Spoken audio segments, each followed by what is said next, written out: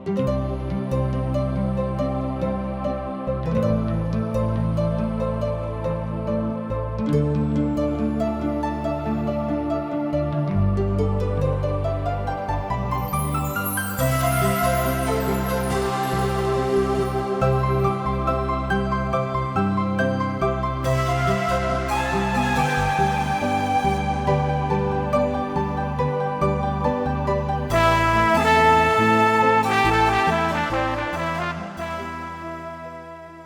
जिंदगी हमके एक के बार मिलेला।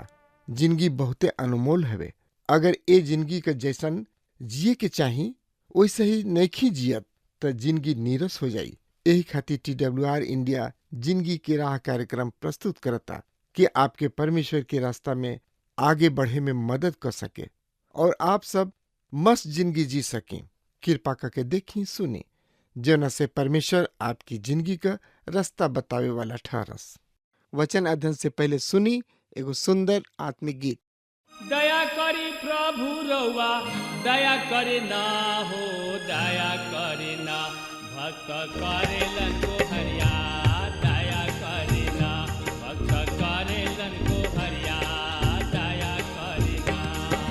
दया करी प्रभु रउआ दया करे ना हो, दया करे ना। दया करी प्रभु रउआ दया करे ना हो, दया करे ना भक्त करेलन को हरिया, दया करे ना भक्त करेलन को हरिया, दया करे ना।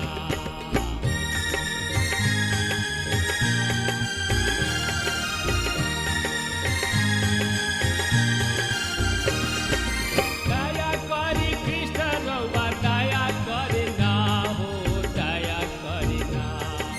दया करी कृष्ण रउआ दया करे ना हो, दया करे ना। पापी करेलन बिनतिया, दया करे ना।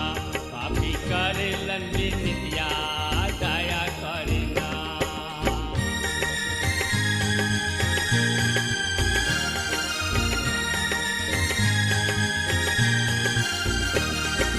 हाथ जोड़ी करी प्रभु शरण में सिसवा, दया करे ना।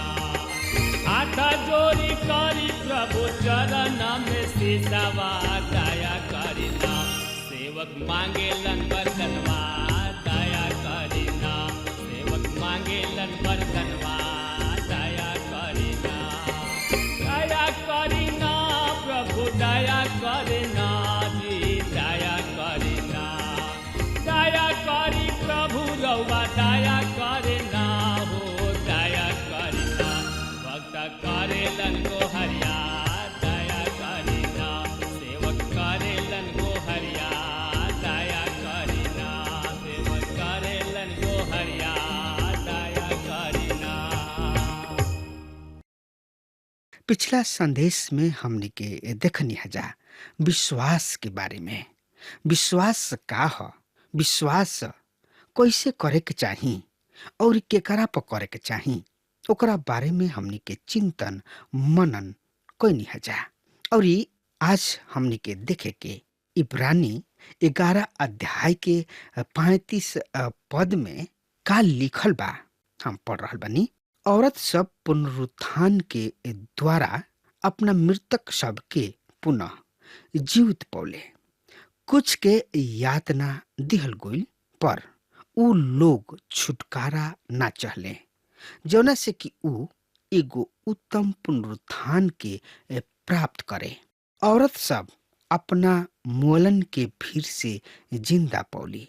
पहला राजा 12 अध्याय के 17 से 24 पद में लिखल बा एह तरी से, पर जौन इस्राएली यहूदा के नगर में रहत रहन ओ पर रहुब्याम राज करत रहन। तब राजा रहुब्याम अदोराम के जौन की बेगारों पर प्रधान रहन भेजले और सब इस्राएली उनका के पथरवाह क के मार डले। और राजा रहोबियाम फुर्ती से अपना रथ पर चढ़ के यरूशलेम के भाग गइलन। अतः इस्राएल दाऊद के घराना से विद्रोह कैले और आज तक असही बा।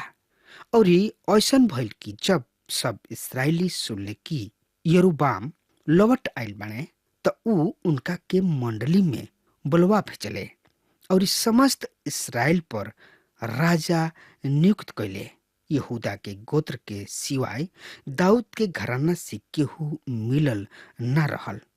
जब रहोबियाम यरूशलेम के अइले त ऊ यहूदा के समस्त घराना के और बिन्यामीन के घराना के अर्थात 1,80,000 चुनल योद्धा सबके जमा कैले कि ऊ इसराइल के घराना से युद्ध क के राज्य के फिर से सुलेमान के बेटा रहोबियाम के वश में क दे। पर परमेश्वर के ई वचन परमेश्वर के जन सम्याह के पास पहुंचल। यहूदा के राजा सुलेमान के बेटा रहोबियाम से और यहूदा और बिन्यामीन के सब घराना से और शेष लोगन से कह, यह परमेश्वर एह तरी से कहताड़े, तू अपना भाई इसराइली सब पर चढ़ाई क के युद्ध मत कर।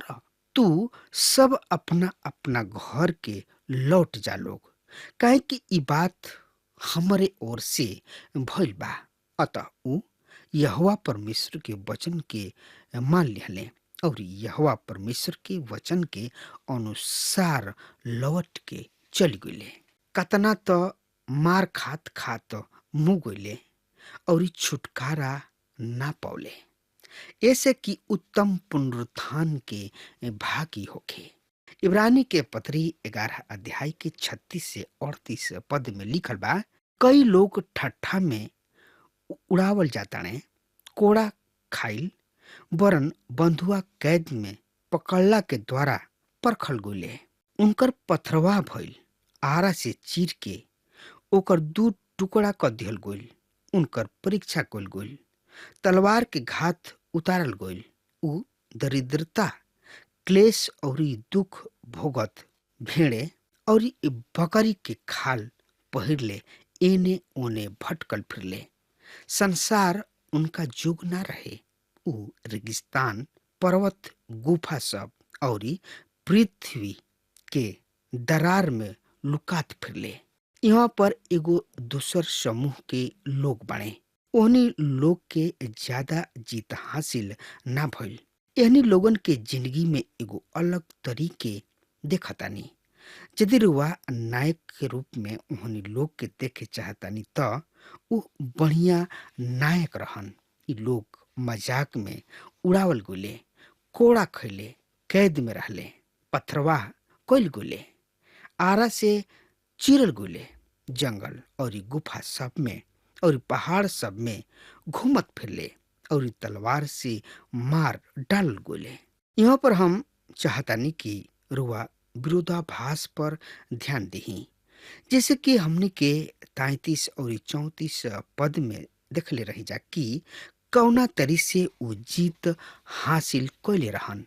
यदि राउर स्वास्थ्य बढ़िया बा और बढ़िया तरी से सब कुछ चल रहल बा त रउआ खातिर दूसरका के ई कहल बहुत ही बढ़िया लगता कि परमेश्वर राउर परीक्षा ले रहल बने। चाहे कुछ भी होखे, इस सब विश्वासी जन विश्वास के सहारा आगे बढ़ले। उ लोग एह बात पर ध्यान ना देले जब उनकर परीक्षा होत रहे। उ लोग सब परीक्षा के पास कैले। ओहनी लोग परमेश्वर की महिमा के देखले। आई यही लगले हमनी के समझे, विचारे, सोचे खातिर पढ़ लिया जाओ। भजन संहिता 34 अध्याय के 7 पद से लेके 17 पद एह तरी से बता रहल बा। यहोवा परमेश्वर के ई भय माने वालन के चारों ओर उनकर दूत छावनी डाल के उन्हें बचावेलन। परख के देख कि यहोवा परमेश्वर कैसन भाला बाड़े। काही धन हमें ऊ मनुष्य जवन की उनकर शरण लेला। हे यहोवा परमेश्वर के पवित्र लोग उनकर भय माना, काहे कि उनकर भय माने वालन के कौनो बात के घटी ना होई। जवान सिंह सब के त घटी होला और ऊ भूखा भी रह जाला। पर यह परमेश्वर के खोजी सबके कोनो भला चीज के कमी ना होला।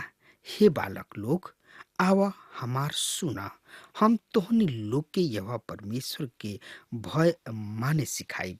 ऊ के ह जौन की जिंदगी के अभिलाषा रखेले और दीर्घायु चाहले कि भलाई देख सके, अपना जीव के बुराई से और अपना होठ के छल के बात बोले से रोक रख, बुराई से दूर रह और भलाई कर, शांति के खोज और ओकर पीछा कर। यह परमेश्वर के आंख धर्मी सब पर लागल रहेला और उनकर कान उनका पुकार पर लागल रहेला। यह दुष्कर्मी सबके विमुख रहेलन कि उनकर स्मरण भी पृथ्वी पर से मिटा डाले। धर्मी पुकारलन और यहोवा परमेश्वर सुनलन और ऊ ओहनी लोग के सब विपत्ति से छोड़ावेलन।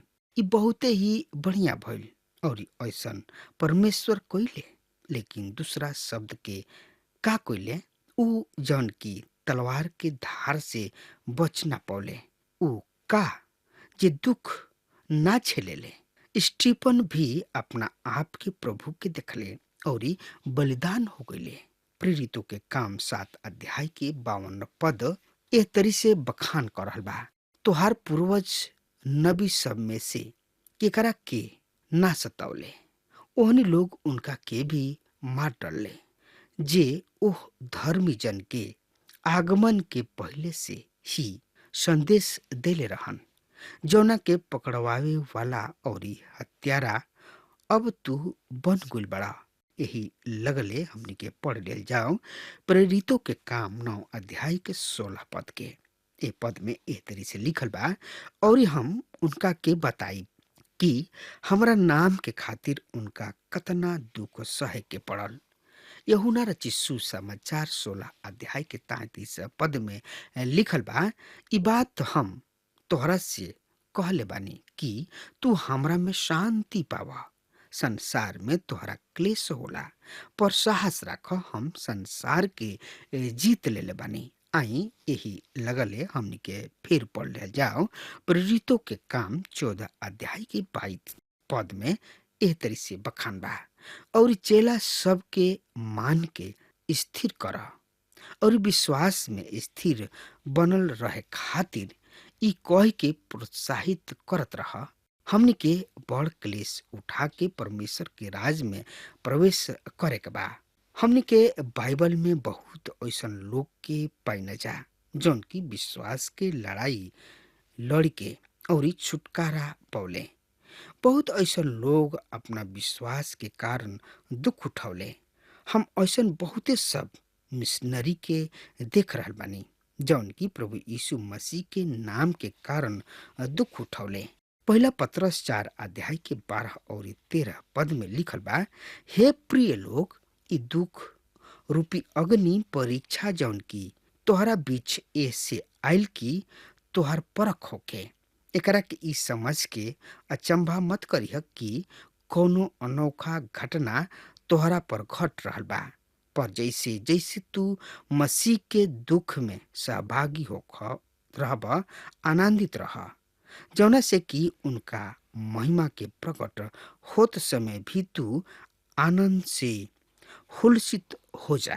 का मसीह खातिर पौलुस दुख ना सहले? का प्रभु यीशु हमनी के पूरा छुटकारा ना दिहले?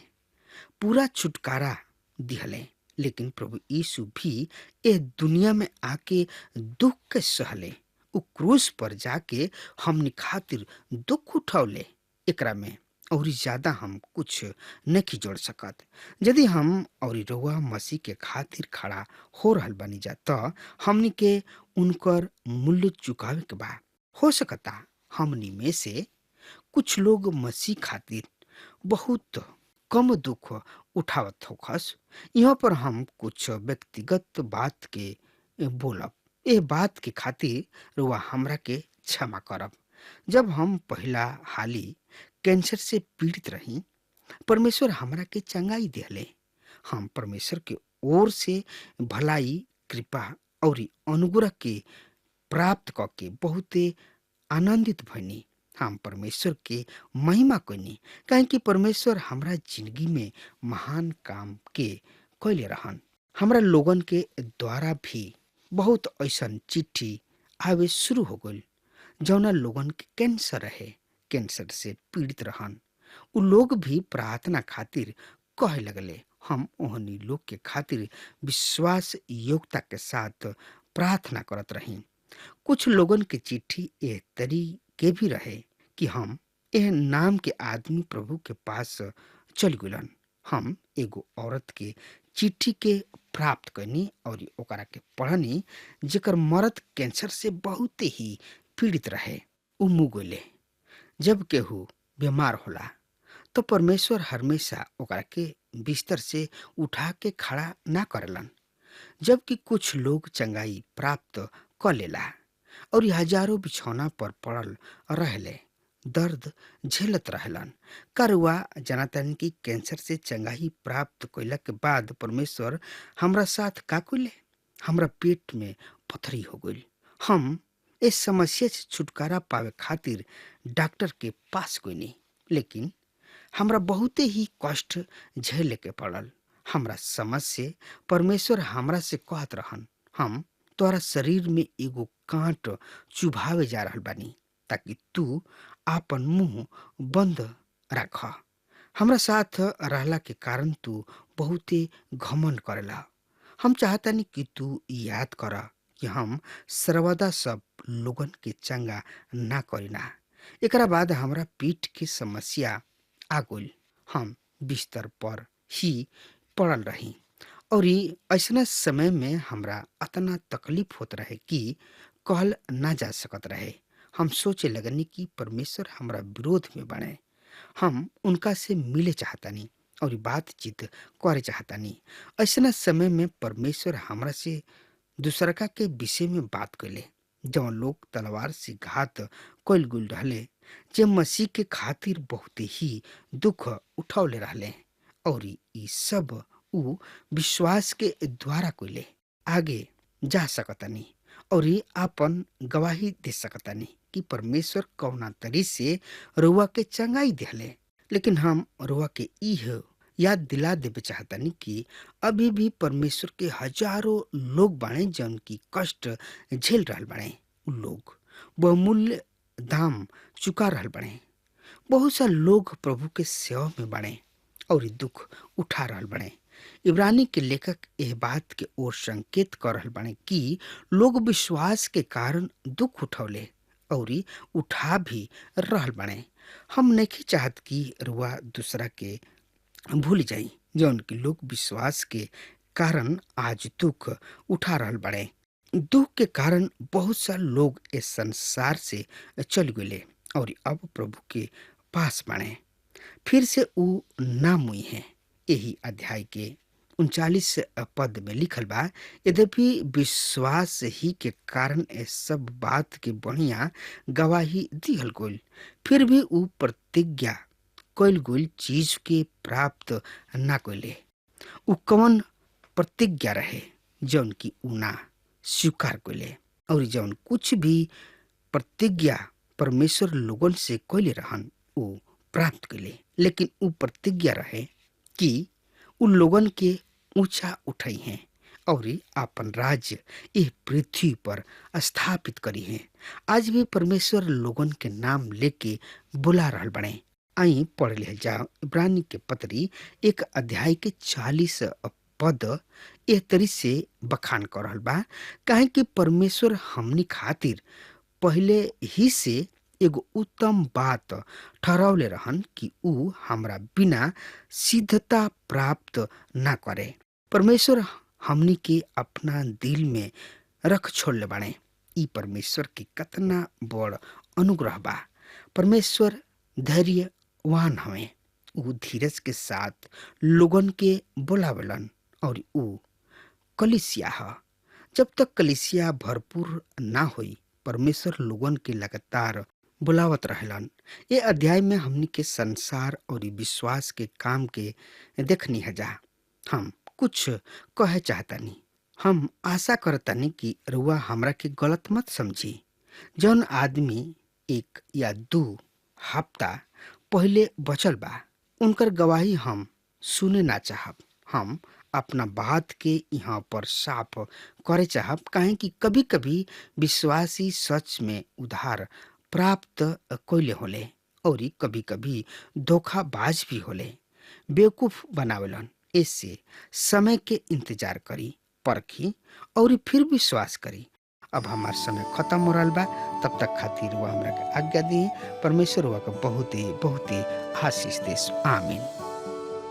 हमके विश्वास बा कि ई कार्यक्रम आप सब खातिर फायदेमंद सिद्ध भइल हुई। अगर आप सबके लगे बाइबल से चाहे आपकी निजी जिंदगी से कोनो सवाल होके, चाहे कोनो समस्या खातिर प्रार्थना करावे चाहतनी, तो हमारी फोन नंबर पर जरूर संपर्क करी और आज का दिन आप खातिर सुखद बनावे।